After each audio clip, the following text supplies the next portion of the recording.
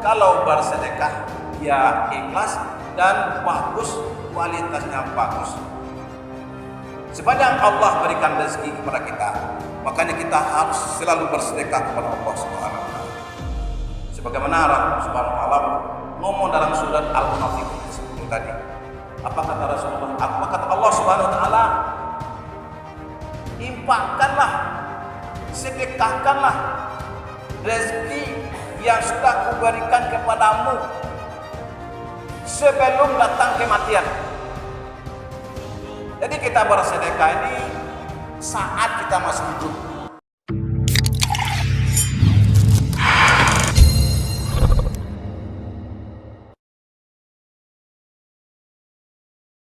Assalamualaikum warahmatullahi wabarakatuh.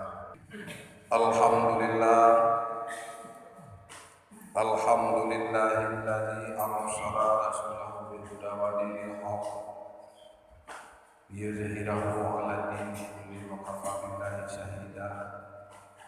Asyhadu an la ilaha illallah wahdahu la syarika lah wa asyhadu anna Muhammadan abduhu wa rasuluhu sallallahu alaihi wasallam la nabiyya ba'da. Allahumma shalli wa sallim ala hadzal nabiyil karim wa ala alihi wa ashabihi rasulillahi ajma'in. Wa ya ayyuhal muslimun rahimakumullah, usikum wa iyaya bitaqwallah faqad fazal muttaqun.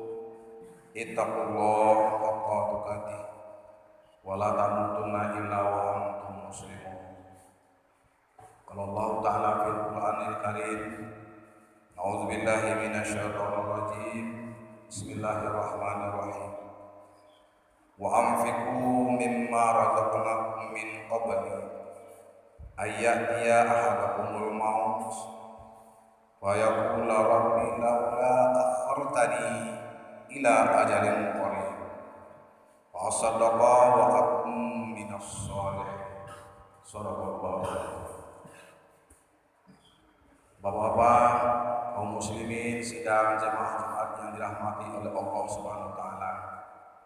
Kembali kita bersyukur kepada Allah Subhanahu wa taala dengan rahmat yang telah dilimpahkannya kepada kita. Sehingga dengan rahmat yang Allah limpahkan, kita masih saja menikmati hidup, menikmati sehat, dan menikmati iman. Sehingga kita telah bisa melalui kehidupan ini dari berbagai rintangan, hambatan dan gangguan. Ya insya Allah selalu tunjukkan solusi dari berbagai persoalan dalam kehidupan. Kemudian selawat dan salam kita aturkan kepada Nabi besar kita Muhammad sallallahu alaihi wasallam, karena beliaulah seorang hamba Allah yang selalu mencintai kita dan menyayangi kita, sehingga ajaran yang beliau bawa dari perintah Allah sampai hari ini kita dapat menikmatinya. Alhamdulillah, berkat perjuangan keras dari beliau sampai kepada para sahabat beliau, sampai kepada para tabi'in, para ulama-ulama kita yang sudah berjuang peras keringat banting tulang untuk memperkokoh tauhid la ilaha illallah Muhammadur Rasulullah.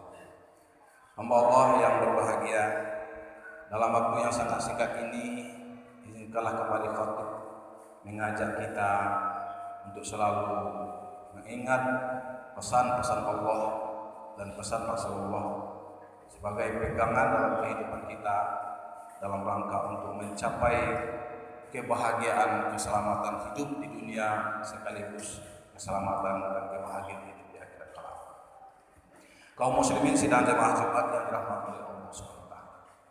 Dalam waktu yang sangat singkat ini, khatib mengedepankan sebuah riwayat yang terjadi di masa Rasulullah, yaitunya seorang sahabat Rasul. Beliau bernama Sya'ban. Sya'ban adalah seorang yang ahli ibadah, yang taat kepada Allah. 5 waktunya tidak pernah terlewatkan, selalu berjemaah datang ke masjid berjemaah bersama-sama. Padahal beliau jauh tinggal dari masjid, sangat jauh sekali. Dalam riwayat itu diceritakan lebih kurang 3 jam berjalan kaki beliau dari rumahnya menuju masjid tempat beliau ingin berjemaah. Jadi 5 waktu beliau selalu bersama Rasul mendirikan salat berjemaah. Pada beberapa hari yang terlewatkan, Rasulullah tercengang dan tidak melihat sahabatnya yang setia tadi, tidak melihat Sya'ban yang semestinya selalu hadir di hadapan Rasulullah. Karena Rasulullah setiap selesai sholat itu beliau menghadap ke jemaah. Menghadap ke jemaah adalah dalam rangka untuk melihat sahabatnya, jemaahnya, siapa yang tidak hadir hari ini. Beliau selalu begitu. Makanya ini menjadi sunnah. Setiap kita selesai sholat, salam kanan, salam kiri, kemudian ada yang menengok, menghadap kita, menatap kita. Itu bukan buatan sembarangan, tapi itu adalah sunnatullah. Rasulullah menghadap kita, melihat kita ketika selesai sholat. Kadang-kadang beliau juga ada menengok ke arah utara. Itu juga sunnatullah. Karena pada suatu ketika Rasulullah tidak melihat ke belakang dan tidak menengok kemana. Maka para sahabat bertanya, ya Rasulullah, kami ingin melihat pipimu. Mohonlah kamu lihatkan pipinya. Sehingga Rasulullah dalam selesai sholat menoleh ke kanan dan menghadap ke utara. Sehingga pipi beliau dilihat oleh para sahabat dan jemaah. Itu adalah sunnatullah. Jadi kalau ada yang selesai sholat menghadap ke kiblat terus, tidak ada masalah. Ada yang selesai sholat menghadap ke kanan arah utara, juga sunnatullah. Menghadap, menatap kita, menghadap ke timur, membelakang ke arah ke barat, itu juga sunnatullah. Jadi tidak ada yang perlu kita persoalkan dalam rangka kita beribadah kepada Allah Subhanahu wa taala. Terserah mana yang mau kita pakai nantinya kalau kita dipercaya sebagai imam. Jadi ketika melihat jemaahnya, sahabatnya, beberapa hari ini saya tidak melihat lagi sahabat saya sahabat. Maka bertanyalah kepada sahabat-sahabat yang lain, ya sahabat, hari ini dan beberapa hari ini tidak kita lihat sahabat, di mana dia? Dijawab oleh para sahabat yang lainnya, ya kita tidak tahu ya Rasulullah, memang benar itu, beberapa hari ini dia tidak datang ke masjid. Maka disampaikanlah, yuk kita lihat, mari kita lihat sahabat itu di mana tinggalnya dan kita lihat bagaimana kondisinya. Maka berangkatlah Rasulullah dengan sahabat ke rumahnya. Ternyata betul perjalanan 3 jam baru sampai ke rumah Rasul, rumah sahabat. Dengan berjalan kaki Rasulullah bersama sahabat dari masjid menuju rumah sahabat selama 3 jam lebih kurang. Sesampai di rumahnya itu ditunggulah oleh istrinya. Karena istrinya tahu Rasulullah datang, dia tunggu. Akhirnya ditanya, wahai ibu, benar ini rumahnya Sa'ban? Benar ya Rasulullah. Kemana beliau? Kemana Sa'ban? Kok tidak pernah lagi ke masjid? Apa jawaban istrinya? Suami saya Sa'ban sudah meninggal ya Rasulullah. Oh begitu. Inna lillahi wa inna ilaihi raji'un. Kemudian digiring oleh istri Sa'ban tadi menyampaikan berita, ya Rasulullah, ketika suami saya mau meninggal dunia alias dalam keadaan sakratul maut, suami saya bilang, ngomong, bicara 3 kalimat. Kalimat pertama yang dibicarakan oleh suami saya ketika sakratul maut adalah, kok ndak lama, kok ndak jauh, kenapa dekat ya, kok ndak jauh. Yang kedua, kok ndak baru. Yang ketiga, kok ndak banyak. Jadi istri Sa'ban ragu dan bimbang apa pengertian maksud dari pembicaraan suaminya yang membaca kalimat tadi ketika mau sakratul maut. Maka dijawab oleh Rasulullah, ya sahabat-sahabat kami semuanya, Sa'ban ketika meninggal dunia sakratul maut mengucapkan yang pertama, kok tidak jauh. Maksudnya adalah kata Rasulullah menyampaikan Sa'ban itu menyesal Kenapa saya dekat rumah dengan masjid? Padahal jaraknya dari masjid ke rumahnya sudah 3 jam berjalan kaki. Masih ingin Sya'ban lebih jauh dari itu. Artinya adalah dengan semakin jauh jarak tempuh kita menuju masjid untuk berjemaah, maka akan semakin banyak lipat ganda pahala yang diberikan oleh Allah. Karena kata Rasulullah, ketika kita dalam keadaan sakratul maut, seorang calon mayat, calon yang akan meninggal dunia, sudah diperlihatkan oleh Allah kepadanya. Ini neraka, ini surga. Sudah diperlihatkan bentuk amalan-amalan. Nah, jadi amalan-amalan yang diperlihatkan oleh Allah Subhanahu wa taala ketika si Sya'ban sakratul maut menjadi pertanyaan dia. Kok tidak jauh rumah saya? Kok seandainya 10 jam atau seharian saya berjalan kaki dari rumah ke masjid, tentu saya akan mendapatkan pahala yang berlipat ganda. Tentunya saya akan mendapatkan surga yang indah yang disediakan oleh Allah Subhanahu wa taala. Jadi Rasulullah menyarankan, artinya semakin jauh kita berada di masjid rumah tinggal kita dan istiqamah terus kita datang ke masjid untuk berjemaah, maka semakin besar pintu terbuka lebar untuk kita masuk surganya Allah. Berlipat gandanya pahala dari Allah Subhanahu wa taala. Sementara kita kadang-kadang dekat dengan rumah masjid masih enggan kita. Kalau kita lihat para sahabat luar biasa Bapak-bapak dan saudara-saudara sekalian dalam ketaatannya berjemaah, menghadiri dan mengunjungi masjid dalam rangka berjemaah menghadap Allah Subhanahu wa taala. Rasulullah SAW saja seminggu beliau mau meninggal 12 Rabiul Awal pada malam Senin beliau meninggal dunia. Pada hari Rabunya beliau sudah jatuh sakit. Jatuh sakitnya Rabu dan Kamis itu sudah mulai berat. Duduk saja susah. Tapi Rasulullah ketika sakit parah masih minta kepada sahabat, ya sahabat, itu orang sudah azan, tolong gendong saya. Tolong gendong saya, pandu saya untuk datang ke masjid. Bayangkan kaum muslimin yang berbahagia. Rasulullah SAW sudah dijamin oleh Allah, sudah dipajangkan di depannya surga sudah menunggunya. Namun dia begitu juga mencintai umat Allah, datang ke masjid untuk berjemaah. Masya Allah. Jadi inilah makna yang disampaikan oleh Rasulullah. Rasulullah SAW menyampaikan bahwasanya Sya'ban dengan 3 jam lebih kurang dalam perjalanan menuju masjid itu belum apa-apanya. Kalau seandainya jauh lebih dari itu, makanya Sya'ban sudah membayangkan betapa indahnya surga sudah disediakan oleh Allah Subhanahu wa taala. Kemudian yang kedua, kenapa kok tidak baru? Dalam ceritanya Sya'ban adalah seorang yang taat. Dia terus hadir ke masjid karena jarak tempuh perjalanan ke masjid jauh, maka dia harus memakai pakaian 2 lapis.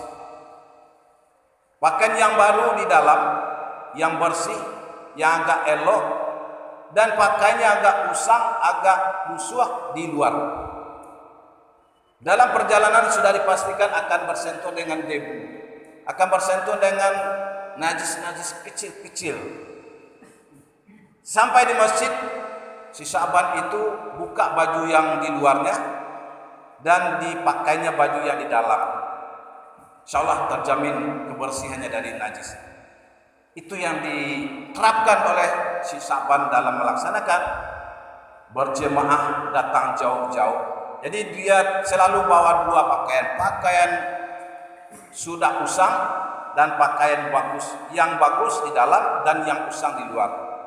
Dalam perjalanan pasti karena debu, nanti sampai di masjid, di luar dibuka dan di dalam digunakan untuk beribadah kepada Allah Subhanahu wa taala. Padahal beliau Sya'ban itu adalah seorang yang miskin Bapak-bapak. Dia adalah orang yang tidak punya kemampuan apa-apa. Dia mampu menyediakan pakaian 2 setel untuk berangkat ke masjid.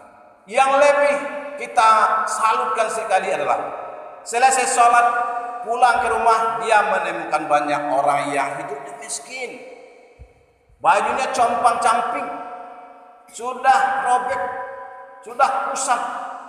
Dengan spontan juga Sya'ban membuka baju yang di dalam tadi, bukan yang di luar. Baju yang bersih dan baju yang bagus tadi itu yang diberikan kepada orang-orang di sepanjang jalan untuk membantu orang supaya pakaiannya terukur, pakaiannya layak. Coba bayangkan, pakaian hanya di badan, kemudian juga mau memberikan kepada orang lain. Dalam kalimat keluar di akhir riwayat hidupnya adalah, kenapa kok tidak baru? Kata Rasulullah, kok tidak baru itu artinya, kenapa tidak dibalian yang baru baju diage kainnya? Artinya kalau kita mau memberi kepada orang lain, Allah menganjurkan cari yang terbaik dari kita. Kok baju nan rancang? Mana ketujuh dewa baju itu yang kita berikan kepada orang, sasaran kita bersedekah. Termasuk juga mungkin barang-barang lain itu yang dianjurkan dalam agama kita, dan itu sudah dilaksanakan oleh sahabat Rasulullah SAW. Betapa besar pahalanya, dan dia masih menginginkan kalau jauh lebih besar dari ini. Kalau jauh lebih besar dari ini tentunya dengan pakaian yang bagus dan yang sangat disetujui dan dipahami oleh orang yang menerima. Itu makna yang disampaikan oleh Rasulullah SAW. Kenapa kondak yang baru? Maksudnya adalah Allah menginginkan kita kalau bersedekah jangan yang tidak kita senangi. Bersedekah beras jangan yang tidak kita makan itu yang kita sedekahkan. Bukan begitu. Sekurang-kurangnya yang kita makan, yang kita pakai itu yang kita sedekahkan. Kalau bisa yang lebih baik dan lebih bagus dari apa yang kita konsumsi, yang kita pakai itu yang kita sedekahkan. Ini yang dianjurkan oleh Rasulullah SAW. Kemudian yang ketiga adalah, kenapa kok tidak banyak? Sya'ban, seorang sahabat Rasulullah, juga memperlihatkan keteladanan yang luar biasa. Beliau walaupun hidupnya miskin, walaupun terlunta-lunta dengan hidup yang pas-pasan, tetapi ketika beliau pulang dari masjid, beliau kemana-mana selalu bawa makanan. Ketika di dalam perjalanan beliau bertemu dengan orang-orang miskin, beliau selalu membagi makanannya itu selalu dibagi dua. Dibagi dua, separuh untuk dia, separuh untuk orang yang terlunta-lunta dalam perjalanannya tadi. Ini kebiasaannya sahabat. Menjalankan masjid, pulang ke masjid, dan kepada tempat-tempatnya lain. Kalau sahabat berangkat kemana, dia selalu bawa makanan. Katakanlah sebuah roti, dibawanya roti dalam perjalanan, bertemu dengan orang miskin, bertemu dengan orang yang minta-minta, dibagi duanya roti. Artinya kata Rasulullah adalah, berikanlah kalau bisa lebih dari itu. Kalau roti itu kata Rasulullah satu, cukuplah oleh kita seperempat. Dibagi 4, 1/4 untuk kita, 3/4 orang untuk orang lain. Itu jauh lebih bagus dan lebih besar pahalanya di sisi Allah Subhanahu wa taala, dan akan dibukakan pintu surga selebar-lebarnya oleh Allah Subhanahu wa taala. Ini makna yang disampaikan oleh Rasulullah SAW terhadap kenapa kok tidak terlalu banyak. Artinya adalah kalau kita mau bersedekah, termasuk kita bersedekah, berinfak, berwakaf ke masjid, ke jalan Allah, intan surullah wa yansurukum, itu sudah pasti. Kita lebihkan. Jangan kita sisa-sisa yang kita sedekah. Nah, tidak paguno lain jadi. Kadang-kadang menghibahkan tanah, mewakafkan tanah, diberikan kepada orang lain. Kenapa diwakafkan? Kenapa dihibahkan? Karena bersengketa. Itu kadang-kadang yang terjadi.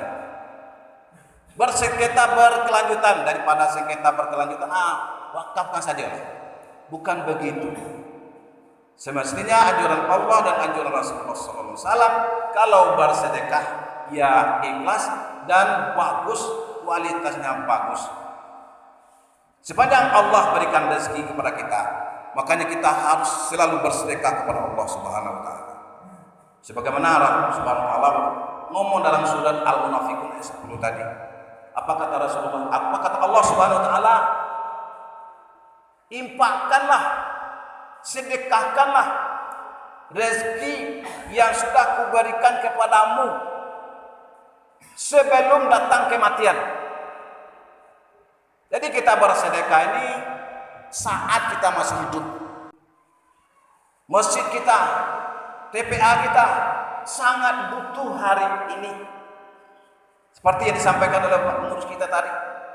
Saat ini waktu yang sangat tepat. Karena dibutuhkan sangat oleh pihak lain. Bernilai tinggi ketika kita berikan harta kita. Ketika kita berikan harta kepada orang lain, nilai manfaatnya luar biasa, maka pahalanya juga luar biasa dari Allah Subhanahu wa taala. Kenapa? Kalau nanti kita sudah menghembuskan nafas yang terakhir, Rabbi, kata orang yang sudah menghembuskan nafas terakhir, laula akhartani ila ajalin qarib fasadaqah. Ngomong dia ketika itu, kenapa?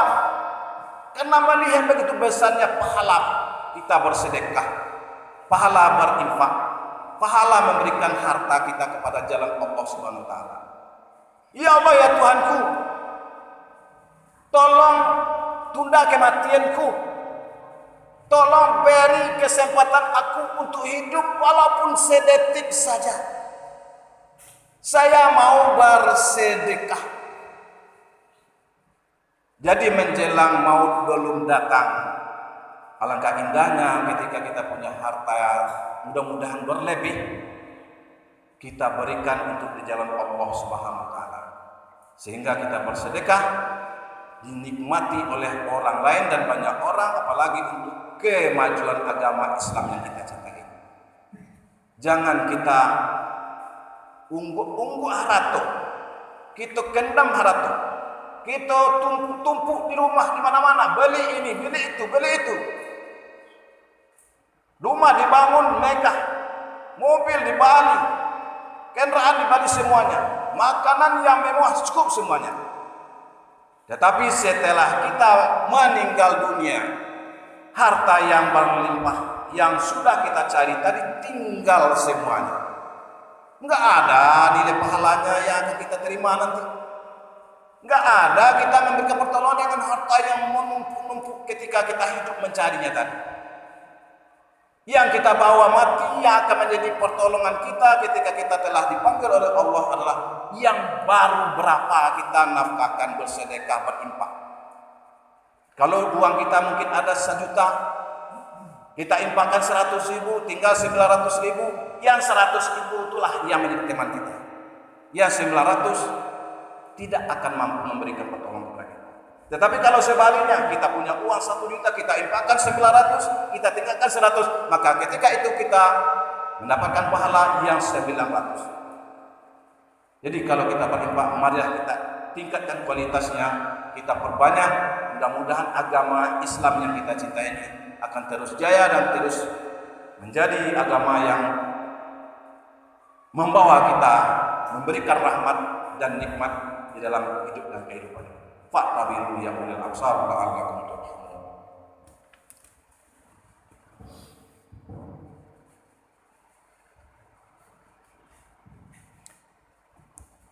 Alhamdulillah, alhamdulillahillazi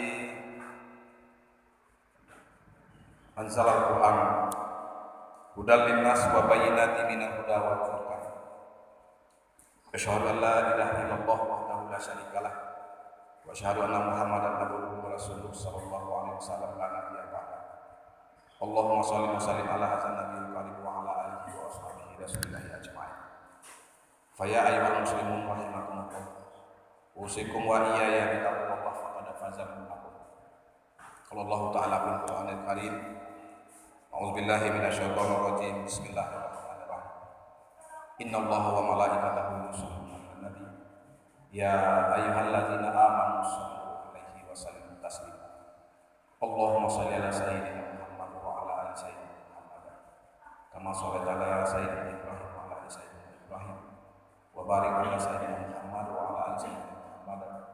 Kama barakta ala sayyidina Ibrahim wa ala ali Ibrahim fil fil alamin innaka Hamidum Majid. Allahumma ighfir lil mu'minina wal mu'minat wal muslimina wal muslimat al ahya'i minhum wal amwat bi rahmatika ya arhamar rahimin. Rabbana zalamna anfusana wa in lam taghfir lana wa tarhamna lanakunanna minal khasirin. Rabbana la tuzigh qulubana ba'da idh hadaytana wa hab lana min ladunka rahmah innaka antal wahhab. Allahumma inna arinal haqqa haqqan warzuqna ittiba'ahu wa arinal batila batilan warzuqna ijtinabah. Rabbana atina fid dunya hasanah wa fil akhirati hasanah wa qina adzabannar. Ibadallah, innallaha ya'muru bil 'adli wal ihsan wa ita'i dzil qurba wa yanha 'anil fahsya'i wal munkari wal baghi la'allakum tadhakkarun wa la'allakum